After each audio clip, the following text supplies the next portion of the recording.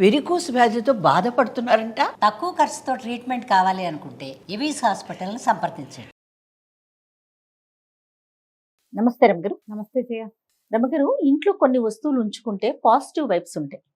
వాటిని చూడగానే సంతోషంగా అనిపిస్తుంది, ఆనందంగా. వీటి వల్ల మంచి జరుగుతుందని కొంతమంది కూడా చెప్తుంటారు. ఇది పెట్టుకోండి మీ ఇంట్లో, అసలుకి లక్ష్మీదేవి తాండవిస్తుంది, లక్ష్మీ కటాక్షం అలానే ఉంటుంది, ఆవిడ ఇల్లు వదిలి ఎక్కడికి వెళ్ళదు. ఇలా నానా రకాలు వింటూ ఉంటాం. లక్ష్మీదేవి ఉండటం ఏమో కానీ మనసుకు మాత్రం ప్రశాంతత అనిపిస్తుంది. అలాంటి వస్తువులు ఏంటి? మీరేమన్నా పెట్టుకుంటారా? మీ ఇంట్లో ఏమన్నా ఉన్నాయా? వస్తువుల్లో లక్ష్మి ఉండదు నిజానికి. ఇక్కడ ఉంటారా? అన్ని వస్తువులు లక్ష్మీప్రదమైన వస్తువులు బోల్డ్ ఉంటాయి మన ఇంట్లో. లక్ష్మీదేవి ఉండటానికి ఒక దశా విశేషం అనేది ఒకటి ఉంటుంది ఇక్కడ. అది ఉంటే వస్తువులు ఉన్నా లేకపోయినా వచ్చేస్తుంది. లక్ష్మి వస్తే ఆటోమేటిక్ గా వస్తువులు వస్తాయి. అంతేగా? అంతే కదా.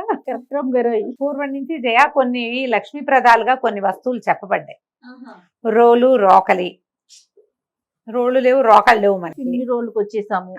పచ్చడి బండలు కూడా లేవు చాలా ఇళ్లలో. మా ఇంట్లో ఉంది. జల్లెడ, చేట. జల్లిడా, చేట. చేట అంటే మనం చెరిగేది. ఓకే. చేట ఒడ్లు బియ్యం చేరుకునేది, బియ్యం అంతా కొలుచుకునే కుంచాలు. ఈ మధ్య లక్ష్మీ కుంచం, కుబేర కుంచం అని పెడుతున్నారు కదా. ఆ కుంచం అంటే డబ్బులు వస్తాయని, ఆ కుంచానికి పూజ, కుంచానికి ఏమిటో గందరగోళంగా.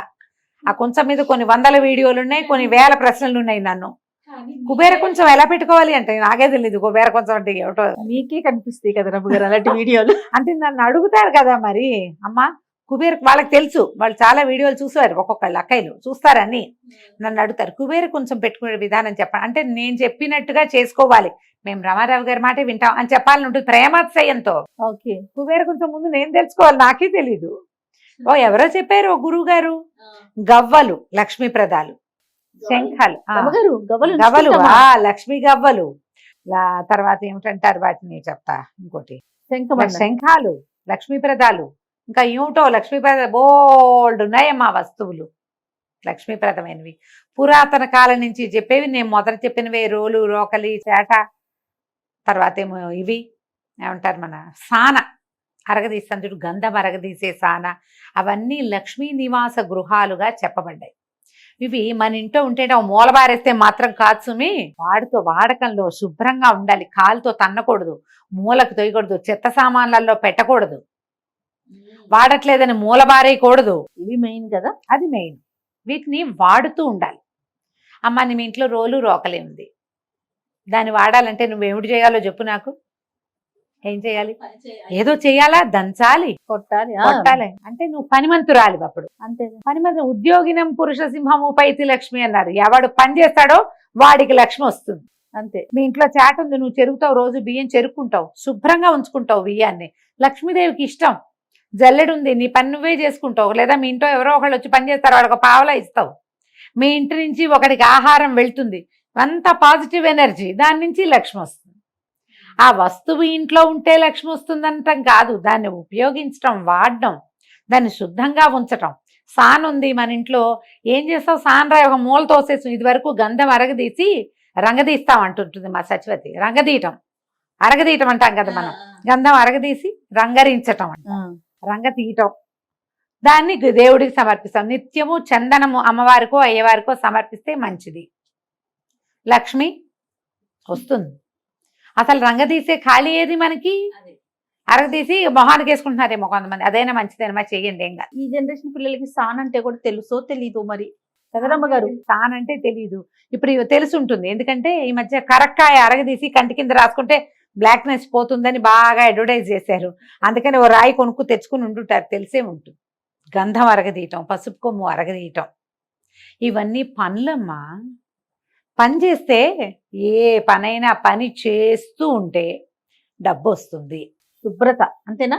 ఉళ్ళొంచటం, శ్రద్ధ, పోచుకోలు రాయిలాగా కూర్చుని ఉండటం, పడుకుని ఉండటం, పని పాట లేకుండా ఉండటం కాకుండా పని చేస్తూ ఉంటే డబ్బు వస్తుంది. నిత్యము పని చేసే శీలం కలిగిన వాళ్ళ క్యారెక్టర్ శైలం అండి. పని చేసే క్యారెక్టర్ ఉన్నవాడు అన్ని రకాల పనులు చేస్తాడు. అంతే. పని చేసేవాడికి డబ్బులు వస్తాయి. పాయింట్ కదా. 100%. దీన్ని పాటించండి. వస్తువులతోటి భ్రమ పడకండి, ఉంచుకోండి కొన్ని మంచి వస్తువులు.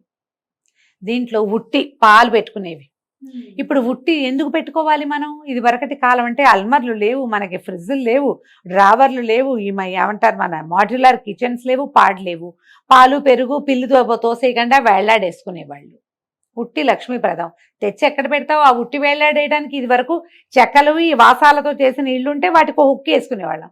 మన స్లాబులు ఇప్పుడు దేనికి వేస్తాం? ఉట్టి పూల కుండీలే. వాకిళ్లలో పూల కుండీలు వెళ్లాడేస్తున్నాం. ఉట్టి వెళ్లాడేసి అందులో పాలు పెరుగు కుండలతోటి పెట్టుకునే రోజులు కావు కదా. కాదు గారు. కాబట్టి ఇప్పుడు పూర్వకాలపు విధానాలు ఇప్పుడు పాటిస్తామని అనగలమా మనం? అనలేము. ఈ లక్ష్మీప్రదమైన విషయాల్లో ఇంకా కొన్ని ఉన్నాయి. ఏంటది?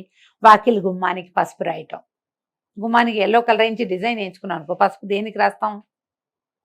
వాకిట్లో ముగ్గు లక్ష్మీప్రదం. శుభ్రంగా ఉండటం, వాకిలికి ఒక మండిగాని శుభ్రంగా ఉంచడం, వాకిలి గుమ్మాలు బాగా ఉంచుకోవటం, సంధ్య ముగ్గు సాయంకాలమే ముగ్గేయటం. అవకాశాలు ఉండాలిగా వాటన్నిటికీ. నీకు ముగ్గేసే సత్తా ఓపికనే కాదు, మీ వాకిలికి వెసులుబాటు కూడా ఉండాలి. శుభ్రత అది లక్ష్మీప్రదమైంది. పాత వస్తువులు ఎప్పటెప్పటెప్పటెప్పటెప్పటిపో నూనె క్యాన్లు, డబ్బాలు, అట్టపెట్టెలు, పాత బట్టలు, పాత పుస్తకాలు, చిరిగిపోయిన అట్టపెట్టెలు, యూజ్ అండ్ త్రో ప్లాస్టిక్ డబ్బాలు, పాల కవర్లు, వీటిని బయట పారేయండి. క్లీన్గా ఉంచండి ఇల్లు.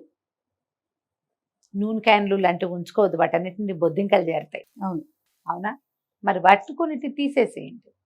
ఇంట్లో లక్ష్మీప్రదంగా చక్కగా ఉండాలంటే ఎప్పుడు వంటిల్లు శుభ్రంగా ఉంచుకోవటం, వాకిళ్ళు శుభ్రంగా ఉంచడం, ఆలు గుడ్డలు ఆ గుడ్డలు ఈ గుడ్డలు అన్నీ ఎంతసేపు ఆరేసి బట్టలు వేళ్లాడుతూ తలుపుల మీద బట్టలు వేయటాలు, మంచాల మీద ఆరే తుడుచుకున్న తువ్వాళ్ళు పడేస్తాం హడావిడిలో. తర్వాత తీసేసుకోవాలి. పడేయకుండా ఎవరుంటారు? ఎవరో అంత జాగ్రత్తగా ఉండేవాళ్ళు. ఆ చేతిలో వస్తువు పక్కన వేస్తాం కదా, తీసేసేయండి. పాత వస్తువులు ఉంచద్దు. పురాతనమైనవి. ఇప్పుడు పాత వస్తువులు అంటే అన్నీ ఎలా తీసేస్తామంటారు. నాయనమ్మ జ్ఞాపకం, అమ్మ జ్ఞాపకం, ఓ చెంబు, ఓ తపేలా, ఓ గిన్నె, ఓ డబ్బా, నాయనమ్మ చిన్నప్పుడు తాగిన ఆపకూర, చెంబు, గ్లాసు, వీటిని లోపల పెట్టకుండా వాడకంలో ఉంచుకోగలరేమో ట్రై చేయండి. వాడకంలో ఉంచుతాం. ఇంకోటి కల్వం ఐడియా ఉందా నీకు? దాన్ని ఇంగ్లీష్లో చటుకుని దాని పేరు రావట్లేదు నాకు. రాయితోటే ఇట్లా ఇలా ఉంటుంది, మనం నూరుకునేందుకు ఆయుర్వేదం మందులు ఇట్లా ఇలా చేస్తుంటారు. సో కల్వం అంటారు దాని పేరు. అవి కూడా లక్ష్మీప్రదాలే, రాతివి. కావాలంటే ఉంచుకోవచ్చు. వాటిని కూడా వాడాలిగా. అందుకని మనకు కూడా లక్ష్మీ స్థానాలు, నొసలు, కంఠము, మణికట్టు, ఇవన్నీ లక్ష్మీ స్థానాలు. అందుకని వీటిని ఇక్కడ ఆభరణాలతోటి ఉంచుకుంటాం. ఇక్కడ బొట్టు పెట్టుకుంటారు, లక్ష్మీ స్థానం ఉంటారు. నుదుట్లో బొట్టు పెట్టుకుంటాము. నొసలు ఇది లక్ష్మీ స్థానం. అందుకని నెత్తి కొట్టుకోవటాలు అవి చేయకూడదు అంటారు. నెత్తి మీద చేయి పెట్టుకుని కూర్చోకూడదు, కొన్ని పనులు చేయకూడదు అంటారు కదా. పిల్లలకి చెప్తాం, పిల్లల్లో ఎక్కడ పడితే ఎక్కడ తలకాయ దూకోవటం, ఆ దువ్విని జుట్టుని తీసి బయటపడేయకుండా అలాగే వదిలేయటం. వెంట్రుకలు ఉంటాయి. ఇప్పుడు మనందరికీ హెయిర్ ఫాల్, ఇల్లంతా జుట్టే కనపడుతూ ఉంటుంది. కనిపించినప్పుడు తీసేయండి.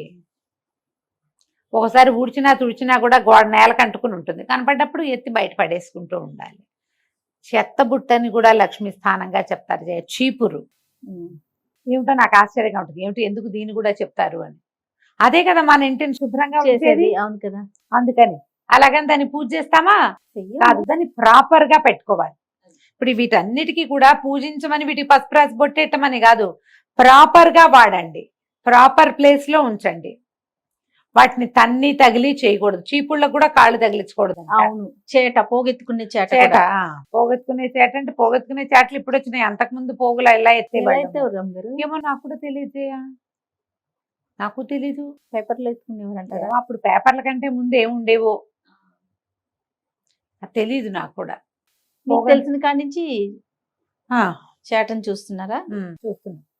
దీనికంటే చాలా ముఖ్యంగా మా ఇంట్లో చెరిగే చేటలు ఒకటో రెండో, ఒకదాని మజ్జిగ కవ్వం ఒకటి, చల్లకవ్వం, అది ఉంచుకోవాలి.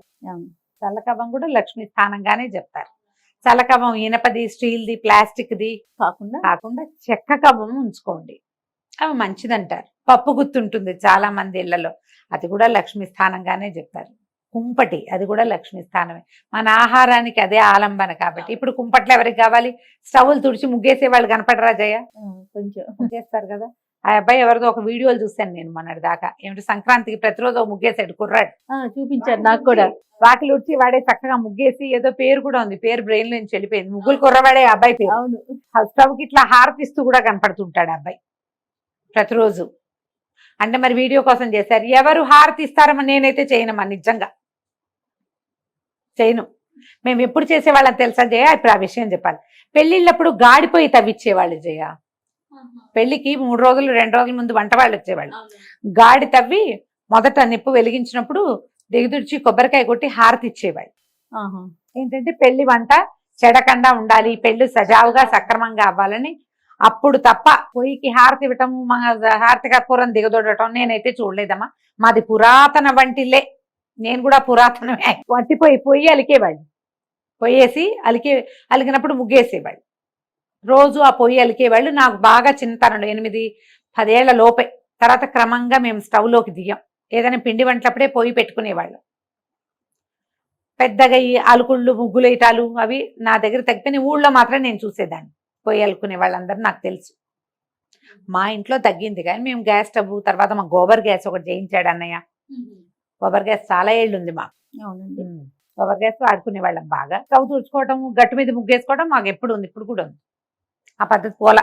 అవి ఉన్నాయి, కానీ ఈ పొయ్యి అలకటాలు, వాటికి హారతి ఇవ్వటాలు అవన్నీ కూడా లక్ష్మీప్రదాలుగానే చెప్తారు. చీపుర్ని కాలుతో తొయ్యకూడదు, రోళ్ళని కాళ్ళతో తన్నకూడదు.